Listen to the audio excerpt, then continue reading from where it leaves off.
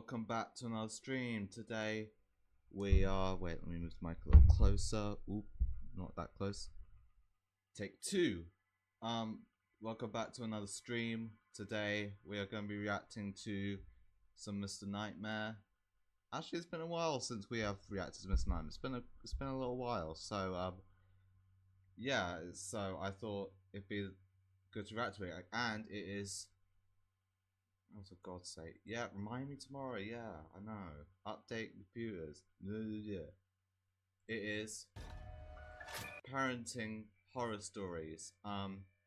Any parents watching this, which there is none at the moment, you can probably relate. So yeah, but anyway, enough waffling. Let's just start. Okay.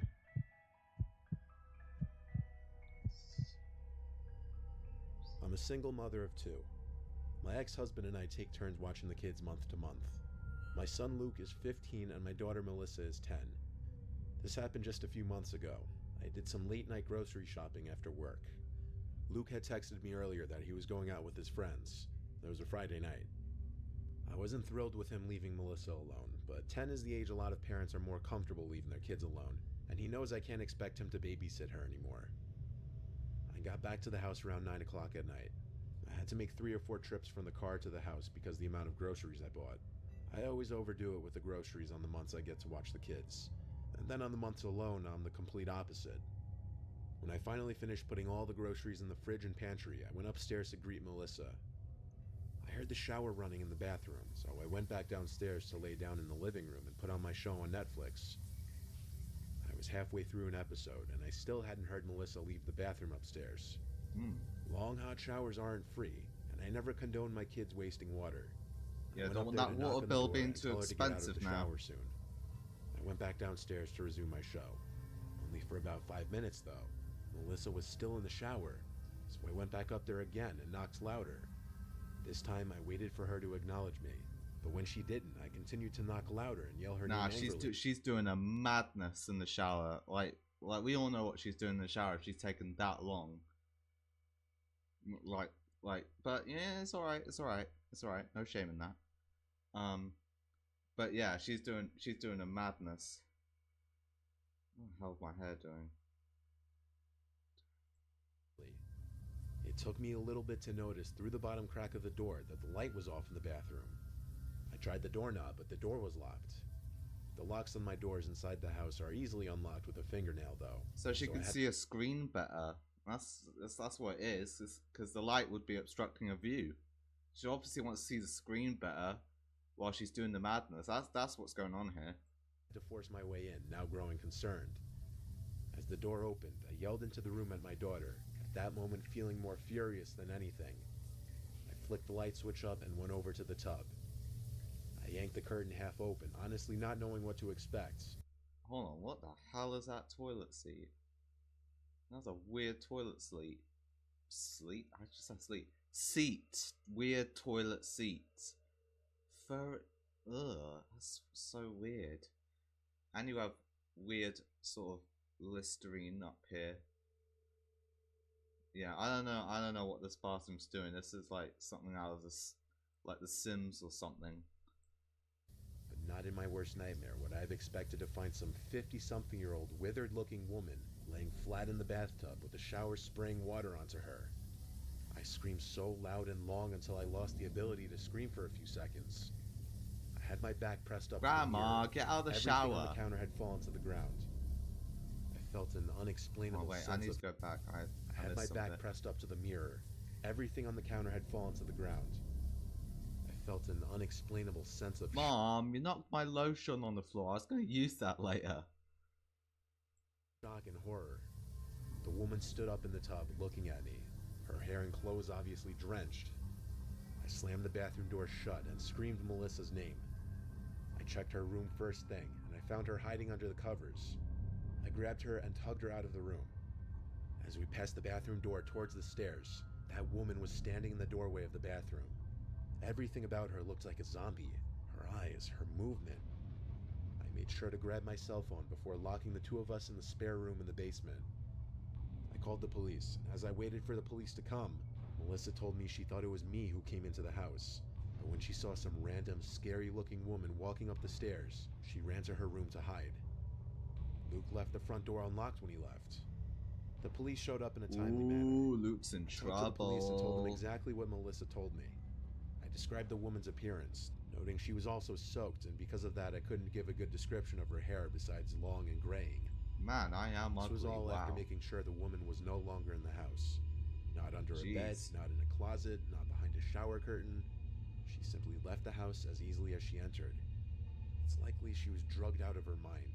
I'd never seen someone who looked like they were literally lacking consciousness yet still walking. I remember that. I don't even know if I would have been able to press any charges on her if she was found. Crazy. Which she wasn't. Crazy I did that. And don't you worry, I properly scolded and reprimanded Luke. Nah. He got more than a scolding, let me tell you. He got an ass whipping of his life. Alright, let me put myself down to the side. There we go. This was over 15 years ago. We once went to this family resort in New York State. We took our 2 kids who were 4 and 6 at the time. This focuses on our 6-year-old Michael Jr. We were on vacation around Easter time, so the resort had a bunch of fun little festivities set up for the kids, like Easter egg hunts, Easter decorations during bingo, and someone walking around in a big Easter bunny costume. While we were in the dining hall one evening, the Easter bunny was walking around giving kids high fives. When he came over to our table, our 4-year-old Peter hid under the table crying, but Michael Jr. gave him the high five and wasn't afraid at all. The guy in the bunny suit walked away quickly, probably to get our son to stop crying. The next day there was an Easter egg hunt, which was in one of the fields by the kids center of the resort. I saw some sort of glitch behind me. Am I glitching in the Matrix right now? Hold on, what's going on? Anyway, actually that shouldn't be a concern for now. Let's just watch the kids scrambling to collect eggs while my husband Mike was elsewhere. I'm not really sure what he was doing. The Easter bunny guy was walking around the field interacting with the kids. I noticed he knew to avoid Peter. Peter came running to me when the Easter bunny got near to him. He would do the same thing with Santa around the holidays. The guy in the bunny suit was interacting with Michael a lot. Kid has no culture. I found it kind of cute. I just didn't want Peter around him so that he wouldn't start crying again. So I brought him to the other... Why is he wearing a tie? He's wearing a tie. Actually, wait a minute. Let me bring myself closer to inspect this. Yeah, he is wearing a tie. My head is very big for a small torso. But yeah, look, he is wearing a tie. Why is he wearing a tie? I don't know. I didn't know Easter bunnies wore ties. But also, he's got dog ears. They all look like dog ears, Sam. Anyway, okay. Other side of the play area for a little while. When it looked like the Easter bunny was gone, I walked him back to where Michael Jr. was last, but I couldn't see him. I started calling his name. Then another parent came up to me and asked if I was looking for a boy wearing a red sweater. I said yes, and she told me the guy in the Easter bunny costume walked him out of the field area in the direction of the parking lots. She told me this in a slightly concerned-sounding tone. I picked up Peter and ran in the direction that the woman pointed. I ran faster than I ever could, while holding my son on top of it. Motherly instincts clearly kicking in, giving me an adrenaline boost. I saw the man in the Easter bunny costume holding my child's hand, approaching a black car. I screamed at the top of my lungs at him to get away from my son. Then I screamed Michael's name. They both turned to look at us, and the man let go of my son's hand. Michael ran over to me, not realizing at all the danger he was just in. The man in the costume said to me that he was trying to find his mom since he looked lost, but that was total BS. He was about to get in his car with my 6-year-old son. I tried to yank the mask off of him, but he shoved me and yelled at me to piss off. Then he got in his car and drove away. Like, don't do anything else. Just, like, you know, rescue son, just go. Like, just don't try and pull the mask off him or nothing. I know you're trying to get, like, description from police, but, like, I don't know, still. Like, you should know there's no hope for anything else happening. But I'm not siding with the Easter bunny at all. Like, what he did was wrong, but still, I don't know. But yeah, still, I think you're doing too much by yanking the mask off. I tried to remember his plate number, but he was gone too quickly. called my husband on my old archaic cell phone, and I brought my kids to the front desk of the resort to meet him there. They said the man in the Easter Bunny costume didn't work there. I was livid, yelling at the front desk workers the whole time. Wait, who were hang on, apparently wait. aware of the man. The Easter Bunny didn't even work there? So wait, so they just had some random Easter Bunny just interacting, Easter Bunny pedophile interacting with kids in that place. Yeah, that's just a lawsuit waiting to happen at this point. Also, great car. Yet didn't stop him or question him. Oh my. We threatened to sue the entire place. They ended up refunding us for our entire stay, which we gladly accepted. But I was mere seconds away from losing my kid forever.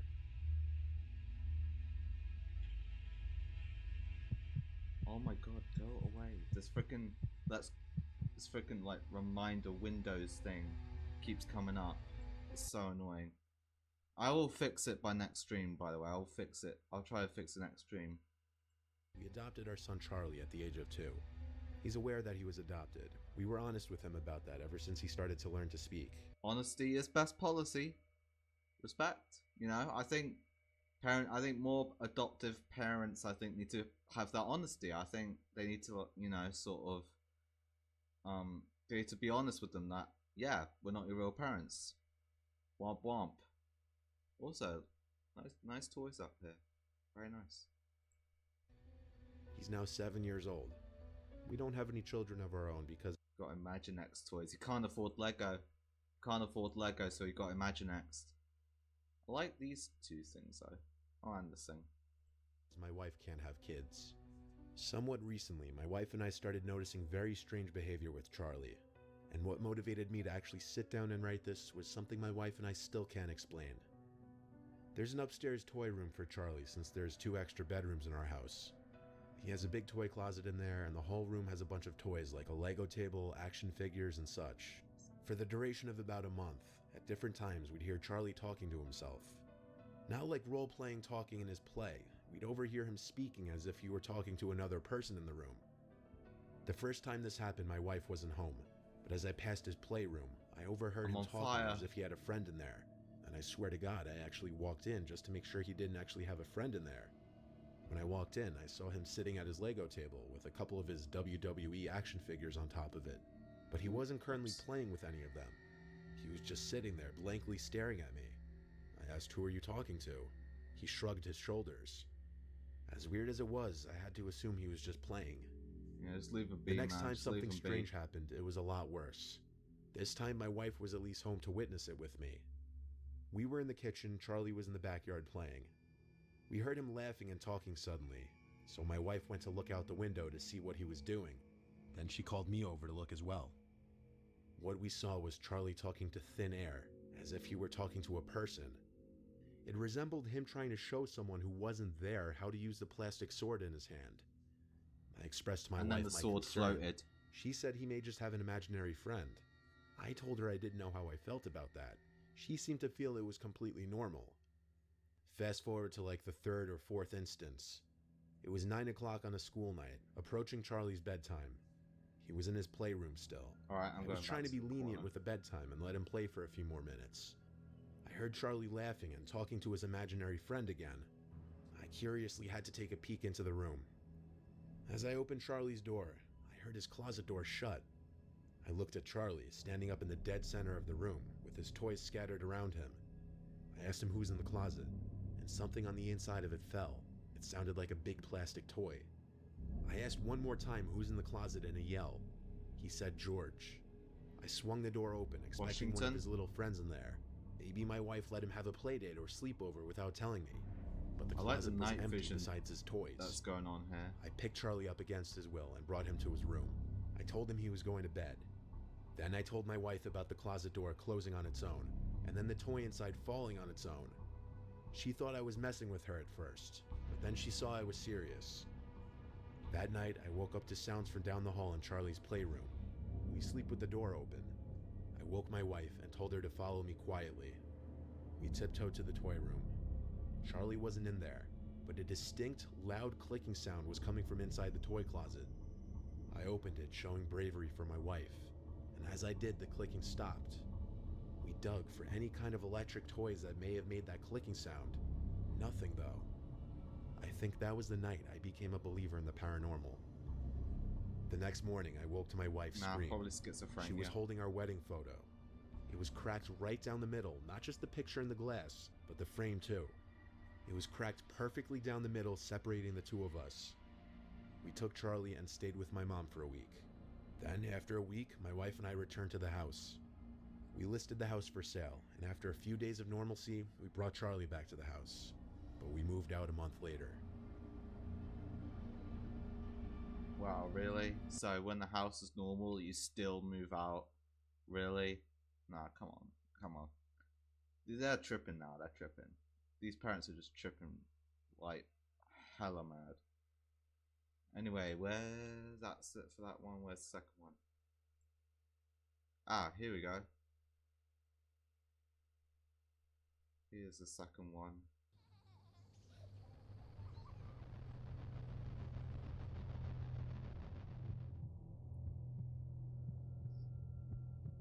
Martina.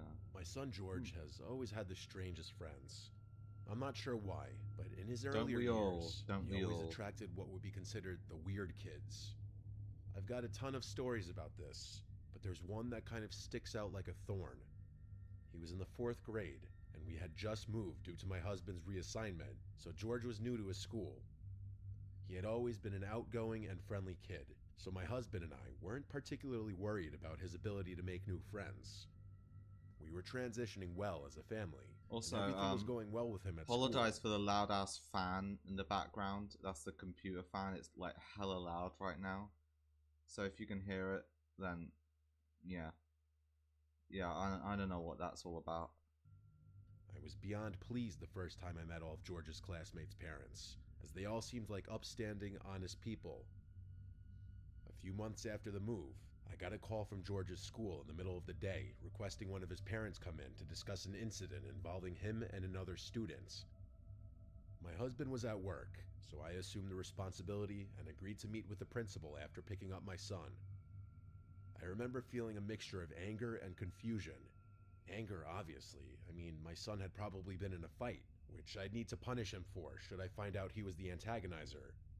But confusion as well. Physical altercations were very uncharacteristic of George, which made this more concerning to me. As I was walking him to the principal's office, he refused to answer any of my questions about the situation, which was also very unlike him. Usually, he was extremely talkative and what you'd call an oversharer, so his silence was somewhat unsettling. I figured he was either embarrassed or scared, so I didn't think much of it. Both.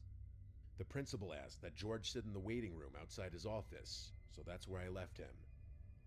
After closing the door, the principal directed me to a chair in front of his desk, which is where I sat down. They don't want him sticking up for himself, He that's began what it asking me is. questions about George, the kinds of questions you'd expect.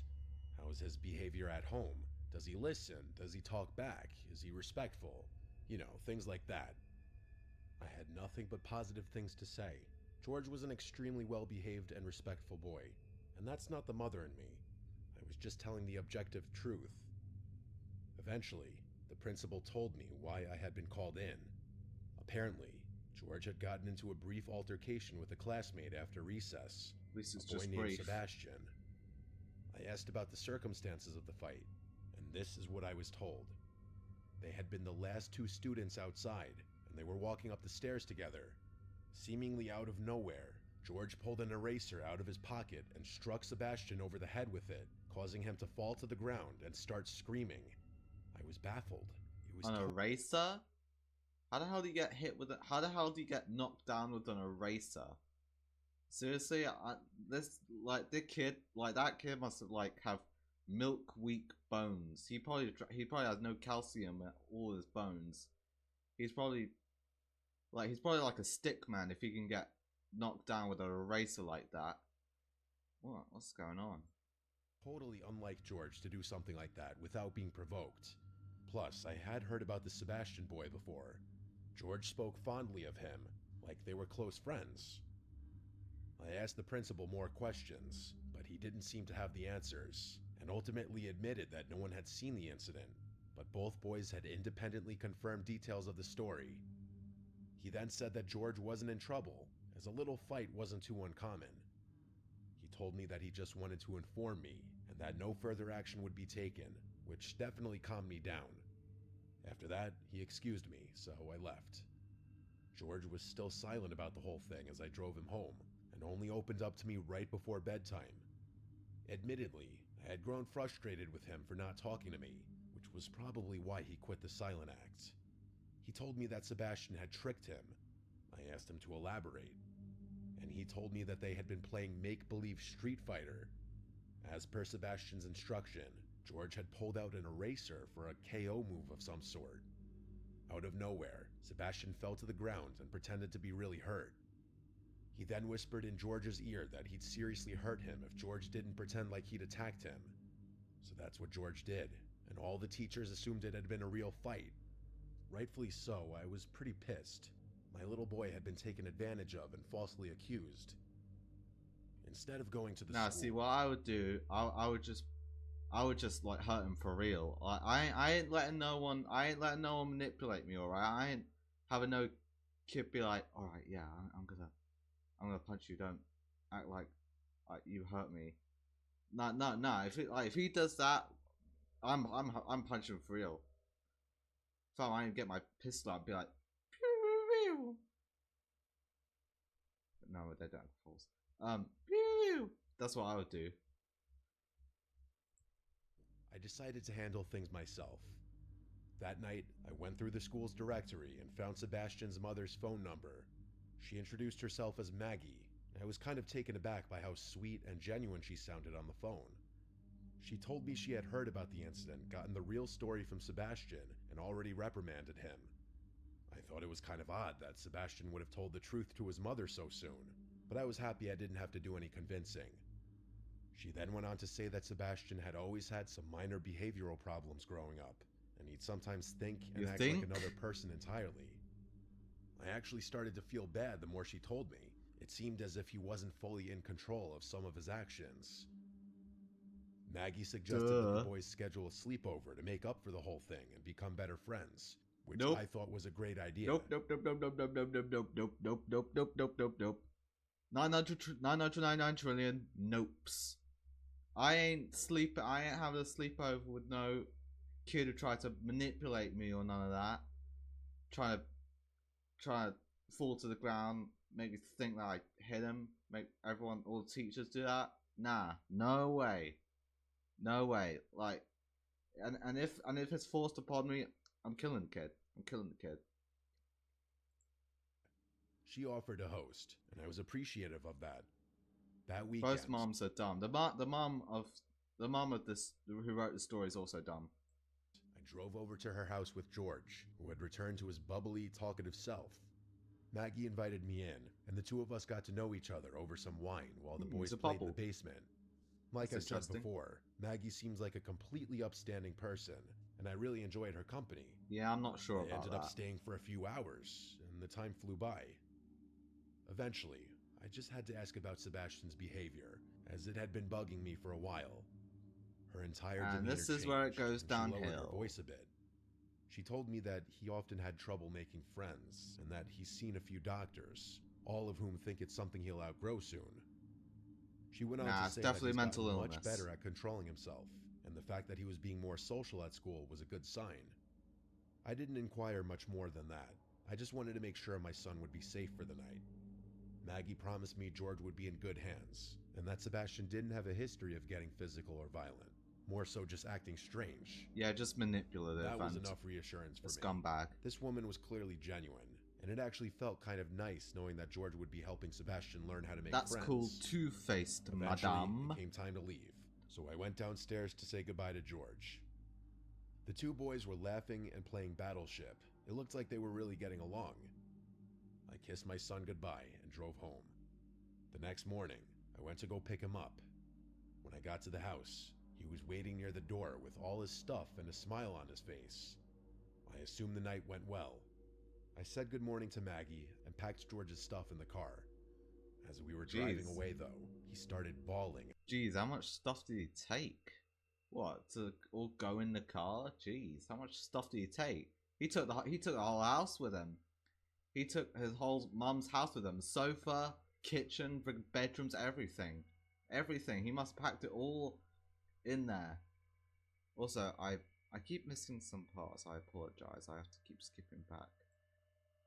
House. He was waiting near the door with all his stuff and a smile on his face. I assumed the night went well. I said good morning to Maggie and packed George's stuff in the car. As we were driving away, though, he started bawling out of nowhere. I asked him what was wrong in a concerned voice, and what he told me. Nah, come on, George. Wait, hold on, was that? Yeah. This is it. This is the Orsus kid's name. Yeah, I got it right. George, George, can't be balling like that. Come on, take it like a man. Whatever happened to you, take it like a man. Can't be balling like that, George. Can't be balling like that, George. Can't be none of this, all right? You can't be crying now. Doesn't matter what age you are, can't be crying, all right? Let's not do that, all right? He was quite literally jaw-dropping. George said that everything was going well until it came time to go to sleep. The boys had set up their sleeping arrangements in the basement, 2 air mattresses side by side. Well, Everything that's the seemed problem. normal when they went to bed. But at some point in the night, George woke up. He wasn't sure why at first. Then he heard something. Whispering. It was coming from the bathroom. Nope. The door Nope. was slightly open, and there was a strange flickering light inside. Not like a regular bathroom light. As George described it, I'm seemed out. As soon, nah, I'm open out. As soon as I hear any whispering in some random kid's basement or something, nah, I'm open out. Getting out of there. It doesn't matter if nothing else happens after that. I'm getting out of there as soon as I hear those creepy whispers, especially in someone else's basement. Also, this is a creepy basement right here. Look at this. What are these? How are these beds? Is that a sofa? That's not meant to be a sofa, is it? Anyway, no. I'm meant to be talking about what I was talking about just 3 seconds ago. Yeah, I'm open out. I'm running home. I'm walking 500 miles home, and I would walk 500 more just to be the one who walked 5,000 miles and fall down at the door. Yeah, that's what I'm gonna be doing. more like a candlelight. He listened closer and realized it was Sebastian talking. Spatty be He playing wasn't just Ouija talking, board. He was having a full Yeah, conversation. that just shows you what kind of person he George is. thought maybe he was on the phone or something, but the more he listened, the weirder it got. Sebastian wasn't calling himself Sebastian. He was calling himself Mr. Jim. George felt frozen. It was like Sebastian thought he was someone else, and he wasn't talking to anyone, just the mirror. Personality disorder, maybe? I don't know. It sounds like personality disorder to me. Well, there's like multi-personality disorder, split personality disorder. I don't know. I'm not sure if there's multiple ones or if there's just one and there's multiple nicknames for it. But he has some sort of personality disorder, it seems like. Then the candle went out. Everything was dark again. George squeezed his eyes shut, pretending to be asleep. A long time passed, and then he heard the bathroom door creak open. His stomach dropped when he heard whispering again, this time right above him. It went on for a while. George didn't understand the words. It didn't even sound like English. He just lay there, too scared to move. Eventually, Sebastian went back to bed like nothing happened. In the morning, he was totally normal again. George didn't dare ask him about it. When George told me what happened, I was horrified. My gut told me this wasn't just a case of childhood imagination. Something was wrong. I didn't know what to do, but I knew I had to tell someone. I called Maggie first. At first, she laughed it off, saying Sebastian has always been a creative kid.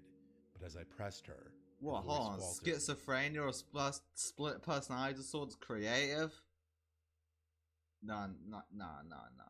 This mom's off a rocker. Like, she must have the same condition if she's defending it. Like, what you gotta do? You gotta like that. You just gotta do that. Just gotta do that. If I found that out. Eventually, she admitted that his so-called behavioral problems were more serious than she let on. One psychiatrist had even suggested he was showing signs of multiple personality disorder. Yep, They like had I already said. moved twice before, she told me in a hushed tone, because Sebastian had been kicked out of school. And you sort of an idea of sleepover. Nah, she was just asking for this whole thing to happen. She was just asking for it. She set George up. George was done dirty, alright? Stunned. Furious, even. Why the hell hadn't she told me this before? Why would she put my son in danger like that? Then she did something unexpected. She begged me not to notify the school. I didn't know what to say. Yeah, Part of notify me the school, wanted to don't listen to respect her. her wishes, but another part of me knew that something was very wrong. I blurted out, okay, and hung up the phone before she could respond. I told myself I'd make my decision by the end of the week, but I never got the chance. That Monday, Sebastian full-on attacked another student at recess. It was serious enough that the school sent out a statement to all the parents, though they kept the details vague. By the end of the day, I found out that he had Yeah, been that just expelled. Sebastian and the mom are in cahoots. This last incident just shows it. Like he was attacking another kid now. Yeah, just shows it now. It just shows it. I tried calling Maggie, but her phone had seemingly been disconnected. The situation was incredibly unsettling. Just days ago we had spoken, and now suddenly she was unreachable. I didn't even know what I wanted to say to her, just that I wanted to say something. There were no other numbers or emails in the school directory, just that one number that was now disconnected. A few days later, the curiosity got too overwhelming, so I bit the bullet and drove to her house. When I arrived, it was completely vacated. No moving trucks, no sign of a rushed departure, just gone. It didn't make sense. How could they have left so quickly? I tried looking them up, searching for any trace of them online. I found nothing. No forwarding address, no mention of them anywhere. It was like they had never existed at all. That was a long time ago, I was and just George looking over wasn't at too something. badly affected by it. In all honesty, I think he's mostly forgotten about it. I haven't, though. I often think about what could have happened to my son that night in that basement, or what kind of things that kid Sebastian has been doing since.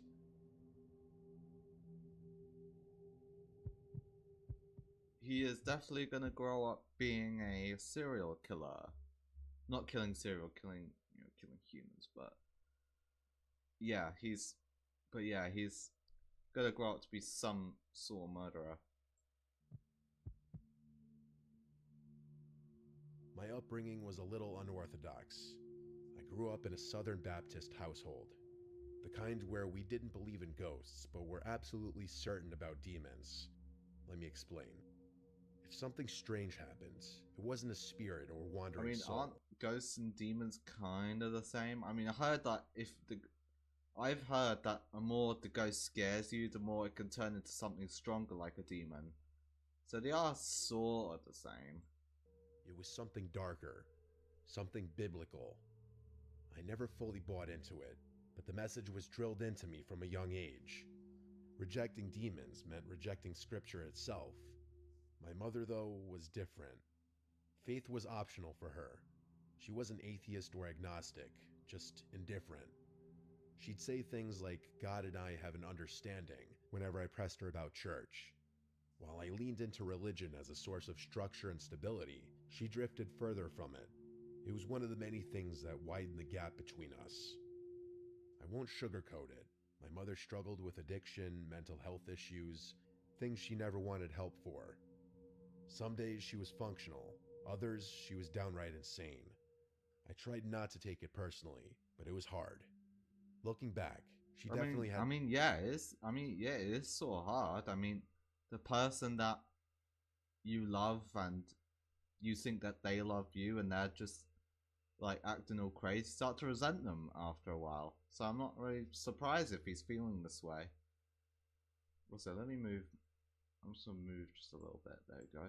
Yeah, that can happen. Had schizophrenia or some kind of adjacent condition. But But anyway, before let's you just say hear the anything story about so my you can family being neglectful hear for more mental details. health, it was a different time back then. One afternoon, I had a nightmare so vivid that I still remember every detail to this day. In the dream, I was lying in bed when my mother stormed into my room, screaming in a fit of rage. She grabbed me by the wrist and started shaking me violently. I woke up in a pool of sweat, my body still rigid with fear. But before I could shake off the dream, it happened again. Except this time, I wasn't asleep. The door barged open, and there she was, just as she had been in my nightmare. Same expression, same unhinged anger, same words. It was like the dream had been some kind of prophecy. I barely managed to push her off and yell for her to stop.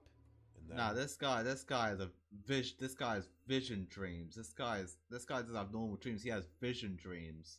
The developers forgot to patch this up. Developers got to patch this up. Like, seriously. it was over. She left as suddenly as she had entered, and when I confronted her the next morning, she had no memory of it. She seemed confused, even a little hurt that I was so shaken. I told myself it was a coincidence. Well, like hurt like offended or hurt like felt bad? Hopefully it was the second one. Some bizarre overlap between my subconscious and her moods, but part of me wondered if it was something worse. A few weeks later, I heard her screaming from the backyard. It was a strange sound, not a panicked scream or even a distressed one.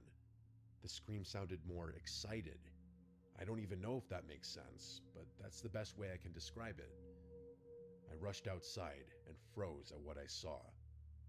My mother was standing in the yard, grinning, holding a massive 7-foot-long snake in her bare hands. That was terrifying enough on its own, but there's something you don't know which made it even worse. My mother had a lifelong phobia of snakes. She couldn't even look at them on TV without recoiling. But Gee, she really does must have some mental illness or something. Wow. She said, "Come here," and motioned for me to grab the snake. I think she's Indiana Jones. Snakes. Why does it have to be snakes? Stepped back, shaking my head. I literally said, "Mom, what the hell?" But the look in her eye told me she couldn't even understand the words I was saying. She just smiled wider and tilted her head like she was trying to scare me. I couldn't deal with it. I turned and it's ran definitely back mental inside, illness. She's not slamming trying the to door scare you. behind me. Definitely not. My heart was pounding. I peeked out the window and saw her still standing there, holding the snake like an offering. Eventually, she let it slither onto the ground and walked back inside as if nothing had happened. Later, when I asked her about it, she shrugged like I was making it up. She told me I must have had a strange dream and refused to entertain me when I continued to ask about it. That was nothing compared to what I'm about to tell you, though. That winter, my church held an overnight lock-in. I was relieved to go. I'm more relevant. Church was my than escape, church. a place where I could be around predictable, normal people. My mother dropped me off completely Insulting sober, her own and mother even like that kissed is my forehead before crazy. driving away. At around 4:30 a.m., just as we were settling into sleep, a loud knocking echoed through the chapel. It's the We all mom. sat up, glancing at each other. The knocking moved, traveling around the building in an impossible way at times. It sounded like it was coming from multiple directions at once. Wait. When that second knock came, it came from my left ear, but then the first knock came from my right ear. Wow, that's weird. That's really weird. It's almost like an illusion, almost. It wasn't wind. It wasn't an animal. It was rhythmic, circling the chapel like someone or something was trying to break in. The pastor, the only one with a key, was asleep in his office. The knocks are a lot more hadn't heard a freakier when thing. I'm wearing headphones. I ran to wake or him, earphones. and as soon as he stepped into the chapel, the knocking stopped. He opened the front doors and literally stumbled back in fear. Standing there, barefoot and sweating in the freezing air, was my mother. Yep. Her clothes were disheveled, and her hair was dripping with sweat. Her lips were moving, but I couldn't hear what she was saying. She didn't acknowledge the pastor. Her eyes locked on me immediately. A slow, unsettling smile stretched across her face as she walked toward me. I wanted to run. The pastor tried to hold me back, whispering, "Stay here." But I felt completely powerless, like I had no choice but to go with her. I climbed into the car, afraid that she was going to do something, but she didn't. The drive home was silent. She didn't speak, didn't explain. I mean, at least she still knows how to drive a car, even though she has the sporadic mental illness episodes of hers. At least she still knows how to drive a car, at least. So that's good. She didn't answer when I asked why she was there.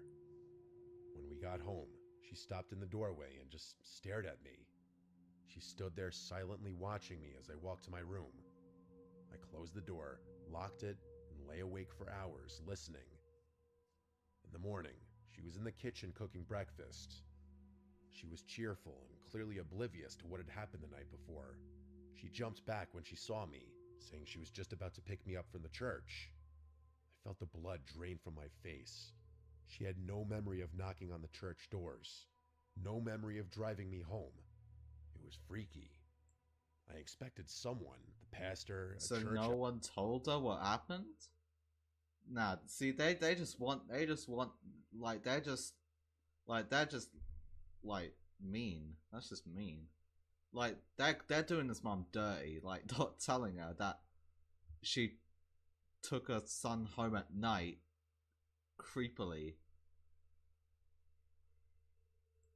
elder, even one of the chaperones, to say something about what had happened, but no one did. It was like they didn't know what to make of it, or worse, they didn't Nah, want they to. just don't care. That's kind of the way people treated my mom back then. That was decades ago. She's gone now, but her memory is something that will never leave me, for better or for worse. I don't know if I believe in demons or the supernatural anymore, but I can't explain what happens. The logical explanation is that she was suffering from mental illness, maybe addiction withdrawal, or maybe something else entirely. But the memory lapses, the eerie timing, the way she acted like a different person some nights, it still haunts me. I tell myself there's a rational answer for all of it, but even now, I'm not sure I believe that. That second story was... I mean, it was scary, but, like, more sad, sort of. The mum's had some mental illness, and the son was scared by it. Well, anyway, I hope the son's good now. But anyway, let's keep going.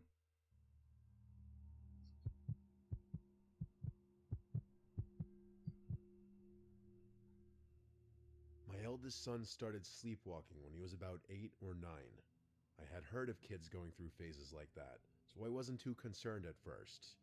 It was just one of those things. A little unsettling, I mean, sure, at least it's but not nothing I sleep thought paralysis, much that's about. worse. I'm a pretty light sleeper, so none of my kids have ever been able to sneak around the house at night without me knowing. That's actually how I first figured out about my son's habit. Most nights, I'd wake up and find him standing in the hallway outside my bedroom, rocking slightly on his heels, shifting his weight from foot to foot. His eyes would be open, but they weren't seeing anything. That was the one part that always got me. For any of you who have lived with a sleepwalker, you know exactly what I'm talking about. His gaze would pass right through me, empty and distant, like he was looking past me into something I couldn't see. It was always extremely strange, and I never fully acclimated to finding him like that. Sometimes he'd mumble something under his breath, words too soft and slurred to understand. Other times, he wouldn't make a sound, just standing there, breathing in that slow, steady way that somehow made it even worse. I'd gently guide him to bed, whispering his name, telling him everything was fine. He never seemed to remember any of it in the morning. Things escalated a few months after I made the realization that he was a sleepwalker. One night, I woke up to a rhythmic tapping sound. It sounded like water droplets repeatedly dripping onto a window pane, only it wasn't raining outside. It was soft, barely loud enough to wake me. At first, I thought it was part of a dream, some far-off noise that my half-asleep brain had misinterpreted. But as I lay there, the sound continued, steady and deliberate. It wasn't sporadic like rainfall would be. It occurred at regular intervals, and always at the same volume. I kept listening, trying to figure out what it could be. It wasn't the house settling, and it wasn't the wind outside. It was too precise. Once I realized the tapping wasn't going to stop, I begrudgingly accepted that I'd have to deal with it. I sat up and looked towards the door, which is where the sound was coming from. My husband was fast asleep, and I didn't want to disturb him. I should mention that I wasn't scared, just curious. Otherwise, I probably would have woken him up. Anyway, I got out of bed to investigate. When I stepped into the hallway, I saw him. My son, facing the wall. his forehead lightly knocking against it in slow, measured taps. His fingertips gently grazed the wall in rhythm with his forehead taps, as if he was trying to walk through it. I remember calling his name, my voice barely above a whisper. Nah, he thinks he's in the Matrix. He's not. He thinks he's in the Matrix? Nah, come on now. He didn't react, just kept pressing his head forward, knocking it in that eerie rhythmic way, like he was testing something, like he was trying to push through. I stepped closer, but right before I was about to intervene, I hesitated. Something about the way he was moving genuinely sent a chill right through me. I gently reached out and placed my hand on his shoulder, shaking him just enough to pull him out of whatever trance he was in. He blinked, took a step back, and then, as if nothing had happened, let me lead him back to bed.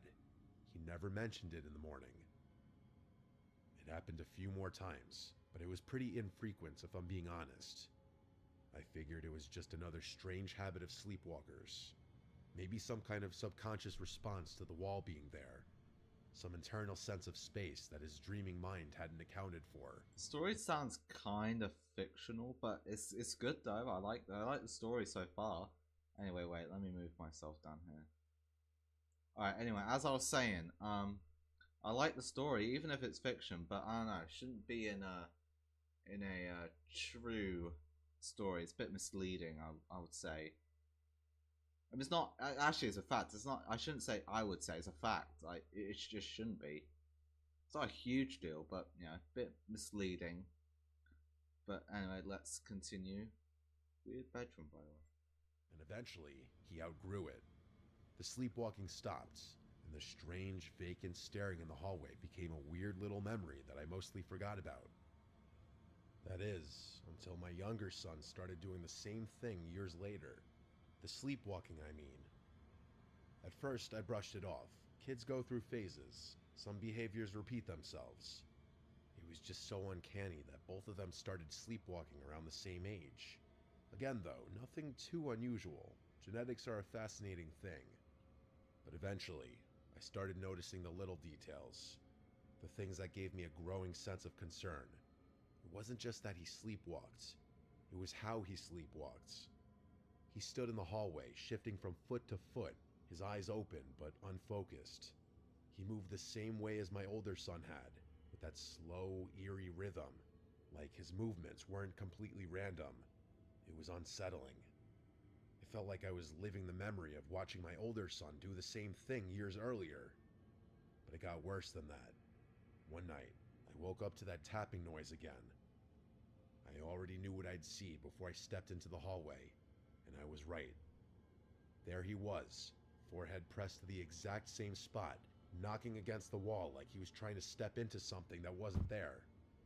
It was the exact same behavior my older son had exhibited all those years ago. Oh my god, that was so weird. I thought someone was knocking on my office door. I was like, I was immediately about to yeet out the window. That really tricked my mind. Wearing earphones and hearing sounds like that tricks my mind for some reason. It's like an illusion almost. That was just really weird. Wait, I'm gonna turn. Okay, here it is. From the forehead taps all the way down to the way his fingers brushed against the wall. I called his name.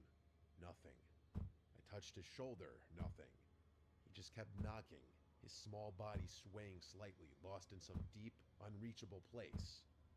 And that's when it hit me. He had never seen his older brother sleepwalk. At least not that I know of. His brother hadn't done this in years. There was no reason for him to exhibit the same exact behavior. Not just the wandering, but the standing, the tapping, the eerie, misplaced urgency of it. I don't know why, but that thought made me feel sick. After some badgering, I eventually snapped him out of his trance. I guided him back to bed and tucked him in like I had done so many times before, trying to tell myself that it was just one of those things. And then, just like his brother, he outgrew it. Just like that, no more sleepwalking, no more tapping. He had no recollection of it either. For years, I didn't think about it. In all honesty, I had forgotten about the whole thing. But there's a reason I'm writing this now. My sons are away at college now, and the house is a lot quieter than what I'm used to. Because of that, my husband and I have to find new things to occupy some of that downtime with. A few weeks ago, we decided to renovate the house. The house is pretty old, and we've lived in it long enough that we've decided to change things up. New floors, new paint, some fresh updates to make the place feel new again. It was all minor work, nothing too intensive. We were stripping the old wallpaper when we noticed something underneath. At first, I thought it was just some old backing or maybe a weird stain, but as we peeled more away, my breath caught. It was an old, antique-style mirror, a mirror that had been covered for some reason. My first thought was, why the hell would someone cover a mirror instead of removing it? I felt ridiculous, standing there staring at a piece of glass like it was going to do something, but I couldn't help but feel like we weren't supposed to find it, like it had been sealed away for a reason. And that's when I realized the mirror was positioned in the exact spot on the wall that my sons had been bumping into all those years ago. The memories came flooding back. This would make a good movie, actually. There was no logical the story, reason they should even have if known it's fictional, but it'll actually make a pretty good movie. And yet, somehow, they had. Both of them had independently been trying to walk into something that was impossible to see through the wallpaper. Forget about the fact that they were unconscious. I immediately got rid of that mirror, but I'm still pretty freaked out by the whole thing. There's got to be some kind of rational explanation for this, but I can't think of one. I still don't know what to make of this. I really don't.